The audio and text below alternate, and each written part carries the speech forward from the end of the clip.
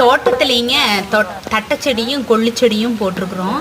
இந்த தட்டைச்செடியும் கொள்ளுச்செடியும் போட்டு இப்படி இது மாதிரி மரத்துக்கு பிடுங்கி போட்டால் நிறைய தழைச்சத்து இயற்கையான சத்து கிடைக்கும்னு சொல்லிட்டுங்க அதுக்கு ஆட்களை வர சொல்லியிருந்தோங்க. 7-8 ஆட்கள் வந்திருந்தாங்க. பிடுங்கி போடுறதுக்கெல்லாம் பெண்கள் வந்திருந்தாங்க, ஆண்களும் வந்திருந்தாங்க. எடுத்து மண்ணை போட்டு மூடுறதுக்குங்க. இது மாதிரி வட்டப்பாத்தி சுற்றியும் வட்டப்பாத்திக்குள்ளே இருக்கிறத நல்லா பிடுங்கி இது மாதிரி நிறைய போட்டாச்சுங்க. மேலே மண்ணை போட்டோம்னா நல்லா இத்துக்குங்க. இதுக்கு பெரிய மரம் இது மாதிரி மண்ணை போட்டு மூடிட்டோம்னா இது மேலே தண்ணி பாய்ஞ்சதுன்னா இல்லைன்னா மழை பெஞ்சதுன்னா நல்லா இத்துருங்க. நிறைய சத்து கிடைக்குங்க தென்னை மரத்துக்கு. அதனால இந்த மாதிரி போட்டுட்ருக்குறோம்.